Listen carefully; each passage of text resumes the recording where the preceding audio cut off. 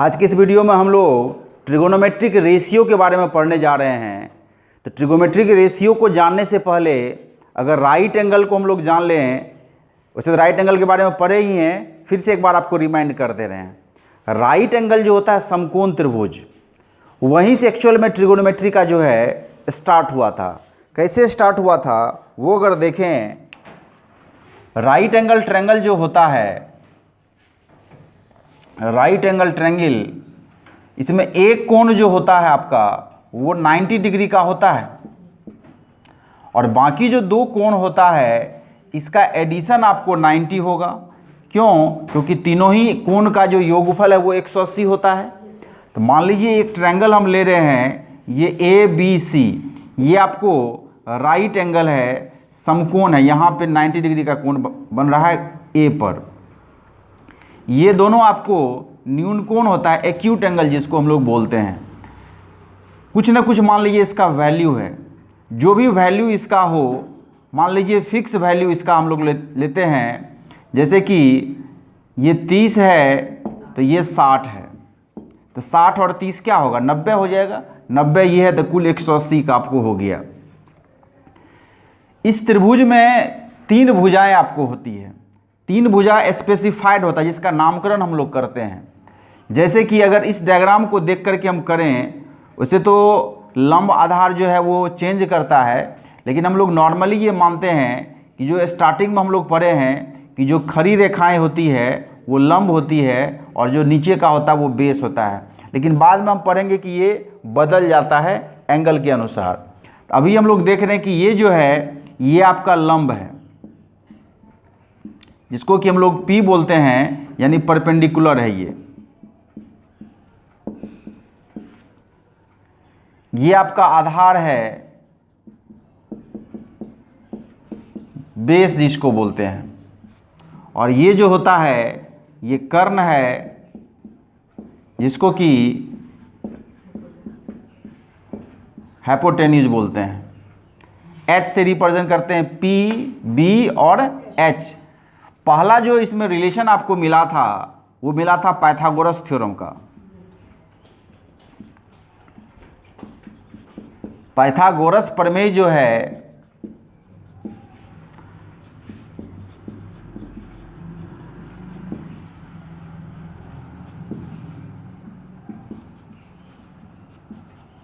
Pythagoras theorem जो है वो क्या हम लोग पढ़े थे, वो पढ़े थे लंब स्क्वायर प्लस आधार स्क्वायर बराबर कर्ण स्क्वायर, पढ़े थे ना। यानी P square plus B square is equal to H square. ये हम लोगों ने पहला रिलेशन पढ़ा था और फिर यहीं से दो और रिलेशन निकलता है। वो होता है कि अगर लंब स्क्वायर निकालना हो तो लंब स्क्वायर निकालना हो तो ये कर्ण स्क्वायर माइनस आधार स्क्वायर होता है, यानी P स्क्वायर अगर निकालना हो तो H square minus B square करके हम लोग याद रखते हैं। ये दूसरा फॉर्मूला होता है। और तीसरा है कि आधार स्क्वायर अगर निकालना हो तो कर्ण स्क्वायर माइनस लंब स्क्वायर लिखते हैं, यानी कि B स्क्वायर अगर निकालना हो तो H square minus P square लिखते हैं। ये चीज़ तीसरा फॉर्मूला होता है। इसी को हम लोग ऐसे भी याद रखते हैं कि B अगर निकालना हो तो स्क्वायर को उधर भेजेंगे, H square minus P square हो जाएगा। इस दोनों में भी हम लोग ये काम करते हैं।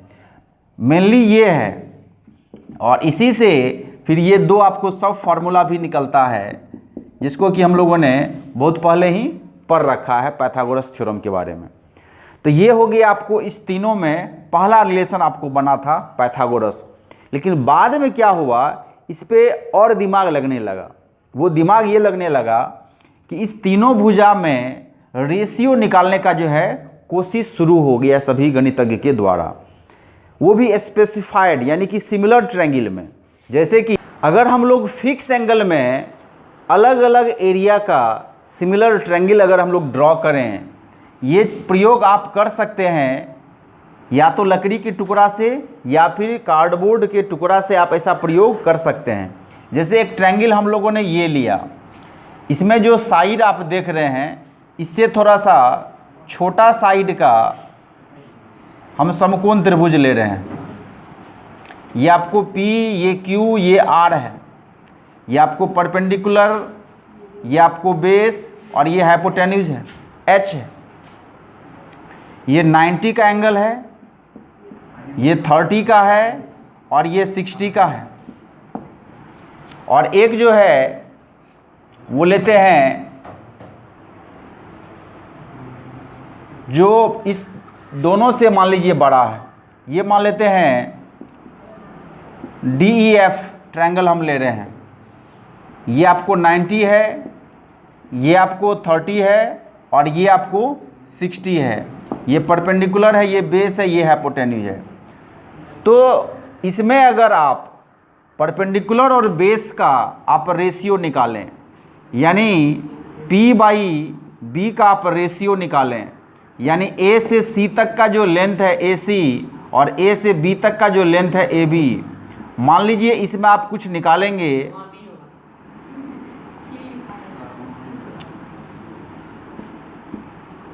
परपेंडिकुलर और बेस का रेशियो यानी AC और AB का रेशियो अगर आप निकालते हैं तो कुछ ना कुछ तो आएगा।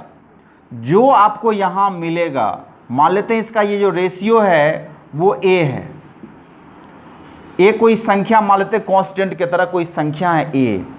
तो अगर इसका रेशियो आपको A मिला है तो इस डायग्राम में अगर देखें, इस डायग्राम में, तो यहाँ अगर PB का रेशियो आप निकालेंगे, यानी कि PR और ये PQ का जब रेशियो आप निकालेंगे तो आप देखेंगे ये रेशियो भी A ही आएगा। ये सबसे बड़ा है। इसमें अगर P और B का आप रेशियो निकालेंगे, P/B करेंगे, यानी कि D से F DF और D से E DE का जो रेशियो अगर आप निकालेंगे तो यहाँ भी रेशियो आपको A ही मिलने वाला है। यानी सेम ट्रायंगल अगर लेते हैं, सिमिलर ट्रायंगल अगर लेते हैं, तो साइड का लेंथ बड़ा छोटा होने से इसके रेशियो पर कोई इफेक्ट नहीं पड़ता है। तो जब PB के साथ ये रेशियो निकाला गया तो फिर तब क्या हुआ, PH के साथ भी ये रेशियो निकाला गया। तो मान लीजिए PH के साथ रेशियो निकाला गया, यानी कि AC और यहाँ जो आप देखते हैं BC, इसका रेशियो निकाला गया। मान लीजिए ये रेशियो यहाँ पर B मिला, ये हम लेट कर रहे हैं, हम मान रहे इस रेशियो का नामकरण कर रहे हैं। यहाँ पर भी P और H का रेशियो निकाला गया, यानी कि PR और जो QR आप देख रहे हैं इसका रेशियो निकाला गया। ये मान लेते हैं यहाँ पर B है, अगर ये B है तो ये भी आपको B ही आएगा। यहाँ पर अगर आप देखें P का और H का रेशियो अगर आप निकालेंगे, यानी D से F DF और ये जो आप देख रहे हैं EF का रेशियो अगर निकालेंगे तो ये भी B ही आएगा। यानी किसी भी शेप का अगर आप देख रहे हैं PH का रेशियो वो भी सेम आ रहा है। फिर उसका आया कि जब PH का सेम आ रहा था, एक बार BH का भी देख लेते हैं। तो B और H का जब रेशियो निकाला गया, यानी A से B तक का लेंथ AB और ये B से C तक का लेंथ BC, तो ये मान लेते हैं रेशियो C आया है इसमें। तो अगर इसमें आप ये रेशियो निकालेंगे B/H करके, यानी PQ और ये जो आप देखते हैं QR, तो ये रेशियो भी आप देखेंगे C ही आएगा। इसमें अगर आप BH का रेशियो निकालेंगे, B/H करेंगे, यानी DE और ये जो देख रहे हैं EF, इसका रेशियो भी जब निकालेंगे तो वो आपको C ही आ जाएगा। यानी कि इस तीनों जो साइड है इसका रेशियो आप किसी भी तरह से निकालें, जो इसमें आएगा वही आपको बाकी किसी में भी आएगा, चाहे इसकी संख्या 5 लें, 10 लें, 50 लें कि 100 लें। ये रेशियो आपको फिक्स आता है, बशर्ते एंगल क्या होना चाहिए, सेम होना चाहिए, सब में होना, मतलब सब में इक्वल होना चाहिए। ये अगर 30-60 का लिए हैं, इसमें भी 30-60, इसमें भी 30-60 होना चाहिए। मान लीजिए इसमें हम 40-50 करके लेते हैं, 40 लेते हैं और ये 50 लेते हैं, इसमें भी 40-50 का होना चाहिए और इसमें भी 40-50 का ही होना चाहिए, तब ये सेम आएगा। क्योंकि जब एंगल का वैल्यू आप बदल देंगे तो फिर रेशियो का मान बदल जाएगा। इसीलिए आपको ये देखना है कि एंगल मेरा सेम रहे, तब अगर आप एक्सपेरिमेंट करेंगे आपको ये चीज़ आपके पेपर पे मिल जाएगा। आप मान लेते हैं इसका कुछ नापेंगे मीटर से, मान लीजिए 6 सेंटीमीटर, आप इसको नापेंगे, मान लेते हैं 8 सेंटीमीटर, तो डिवाइड करेंगे कुछ रेशियो आएगा ना। तो वो रेशियो की बात कर रहे हैं कि अगर आप अपने से खुद से चाहते हैं कि हम इसका एक एक्सपेरिमेंट करें, तो आप इस तरह का कई ट्रायंगल बनाइए और ये रेशियो करके देखिए कि आपको रेशियो क्या मिलता है। आप लोग इसको करेंगे ज़रूर, इसको नोट करिए। बहुत दिनों के पश्चात जब ये रेशियो सभी ने एक ही पाया, तो इस रेशियो का तब नामकरण करने पर जो है विचार गया, और तब सभी के अनुसार इसका जो है एक नाम दिया गया। उसी नाम को अभी हम लोग 6 ट्रिगोनोमेट्रिक रेशियो के रूप में जानते हैं। जैसे कि पहला हम लोग पढ़ते हैं साइन, तो साइन का पूरा नाम है SIN, साइन। ये जो साइन होता है ये आपको परपेंडिकुलर और जो हाइपोटेन्यूज है, लंब और कर्ण का जो अनुपात है उसको जो है साइन बोला गया है। यानी कि ये आपको समकोण त्रिभुज में लंब एवं कर्ण के मध्य का अनुपात होता है ये।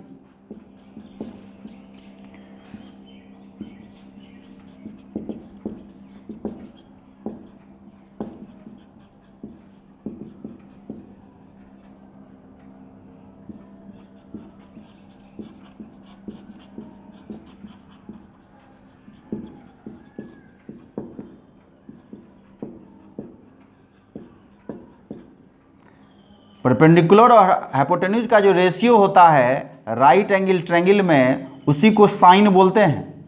तो जब साइन हुआ तो होता क्या है कि परपेंडिकुलर और ये बेस जो है ये शिफ्ट करता है, चेंज करता है। तो तब क्या हुआ, तब ये दिया गया कि जिस एंगल को आप पकड़ेंगे, जैसे कि मान लेते हैं अगर इसको थीटा मान लें, इसको अगर थीटा हम मानते हैं, मतलब इस एंगल को पकड़ के अगर कंसिडरेशन हम करते हैं, तो इस एंगल का जो सामने का जो साइड होता है ये आपको परपेंडिकुलर होगा, ये फिक्स हो गया। अगर हम ये एंगल इसको मानेंगे थीटा, तो इसके सामने का जो साइड होता है तब वो परपेंडिकुलर हो जाएगा। तो इसलिए ये शिफ्ट करता है, किस एंगल को आप पकड़ रहे हैं उस पर शिफ्ट करता है। और 90 डिग्री के का जो एंगल होता है, इसके सामने वाला जो साइड होता है वो कर्ण होता है, H होता है, फिक्स है ये। तो जब ये P फिक्स हो गया, H फिक्स हो गया, तो बाकी जो बच गया वो B हो गया। तो अब क्या हुआ, क्योंकि ये परपेंडिकुलर और ये जो बेस है ये शिफ्ट करता है, इसीलिए एंगल के साथ तब जो है ट्रिगोनोमेट्रिक रेशियो को लगा करके तब सिंबल बनाया गया। पहले तो ये कहा गया कि साइन जो है वो लंब कर्ण का अनुपात होता है। अब है कि एंगल आप किसको पकड़ रहे हैं, तो इसको पकड़ रहे हैं, तब इससे फॉर्मूला आपको बनाया गया साइन थीटा करके, साइन थीटा करके फॉर्मूला बनाया गया। मतलब ये हुआ कि इस एंगल का जो है साइन क्या है, इस एंगल के अनुसार अगर साइन ले, रेशियो लें, तो वो क्या है। तो पहले तो ये आपको लंब बटे कर्ण करके लेना है, यानी P/H करके लेना है। और अगर कोई ट्रायंगल आपको दिया हुआ, जैसे इस ट्रायंगल में ये लंब कौन है तो AC है, कर्ण कौन है तो BC है। तो यहाँ पर अगर कहा जाएगा इस ट्रायंगल में, तो ये AC/BC आपको हो जाएगा। समझ रहे हैं कि नहीं समझ रहे हैं।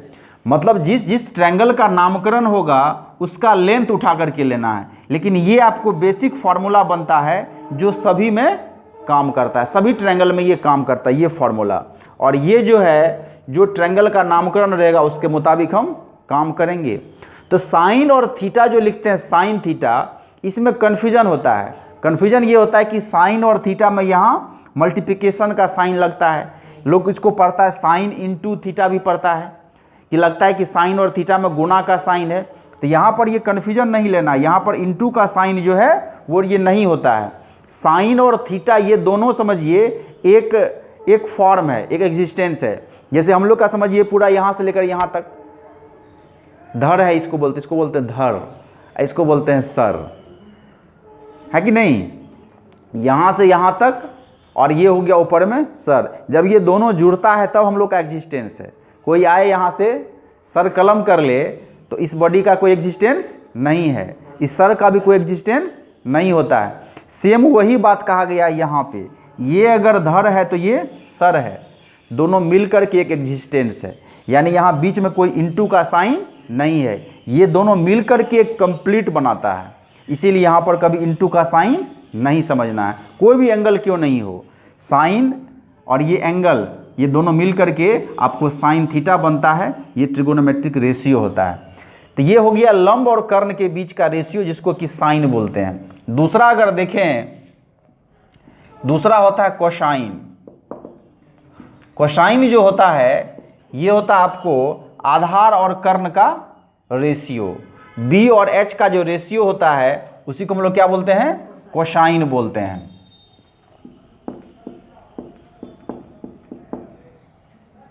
आप लोग भी लिखते चले जाइए, समझते हैं तो समझना भी है, लिखते भी चले जाना।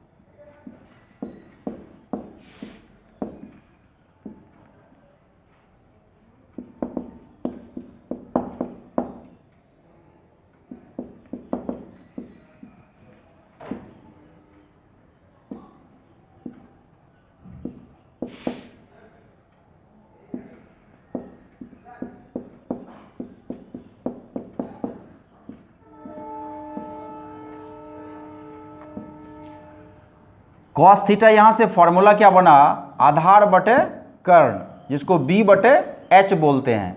और इस जगह पे अगर इस ट्रायंगल की बात बोलें तो इसमें आपको ये ए बी आधार है, तो ये आपको बी सी जो है ये कर्ण होता है। तो कॉस थीटा आधार बटे कर्ण होता है, बी बाय एच।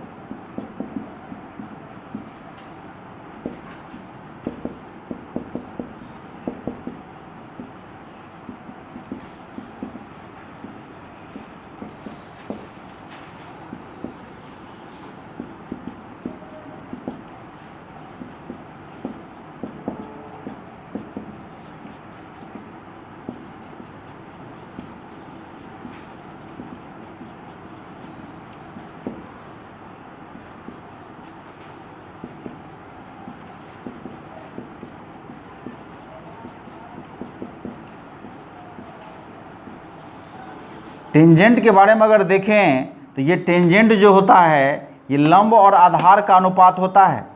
परपेंडिकुलर और बेस पी और बी का जो रेशियो होता है राइट एंगल ट्रायंगल में, उसी को बोलते हैं टेन। तो टेंजेंट से बना टेन थीटा, तो टेन थीटा आपको लंब बटे आधार होगा, जिसको पी बाई बी के द्वारा रिप्रेजेंट करते हैं।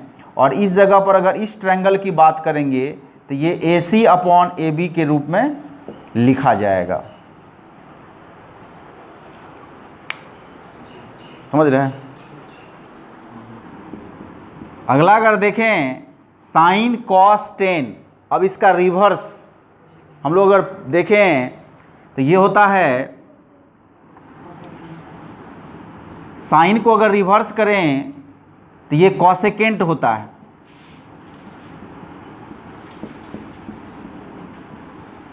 कॉसेकेंट जो होता है वो साइन का रिवर्स फॉर्म में होता है।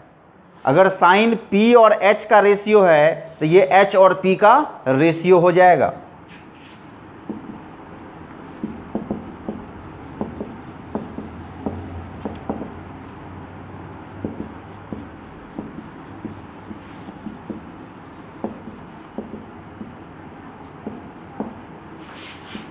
और यहां से बनता है कॉसेक थीटा।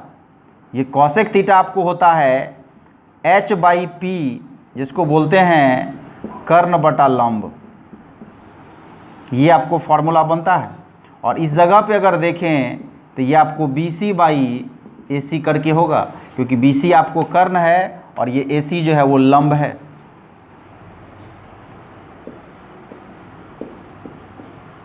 अगला है सेकेंड। सेकेंड जो है वो कॉस का रिवर्स होता है। कॉस अगर बेस और हाइपोटेन्यूज का बी और एच का अगर रेशियो होता है तो सेकेंड जो होता है वो एच और बी का रेशियो होता है।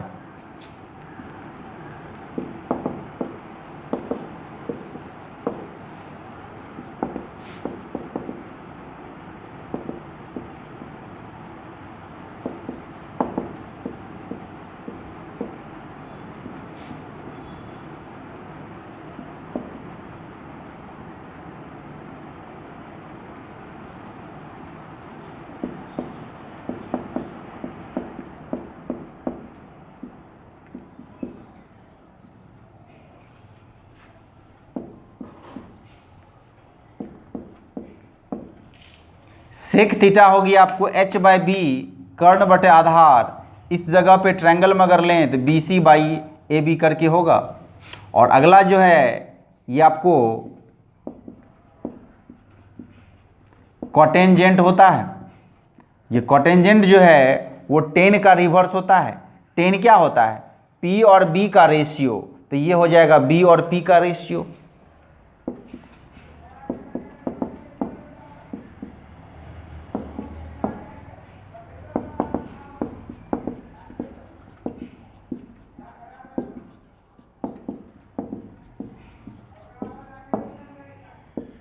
यहाँ से बनता है कॉट थीटा, तो कॉट थीटा आपको हो जाएगा बेस बाय परपेंडिकुलर, जिसको कि आधार बटे लंब हम लोग बोलते हैं।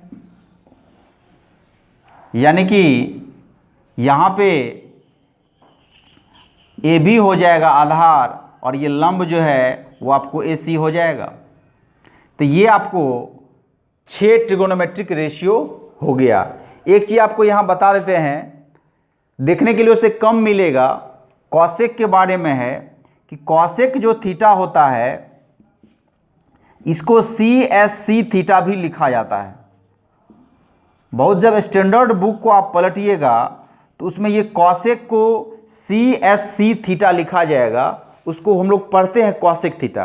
क्योंकि आपको देखिए जितने भी 6 ट्रिगोनोमेट्रिक रेशियो है सबका नाम जो है वो बड़ा बड़ा है, और बड़ा बड़ा नाम को छोटा किया गया है, तो छोटा भी किया गया 10 में। जैसे साइन में भी 3 लेटर में, साइन में भी 3 लेटर है, कॉस में भी आपको 3 लेटर है।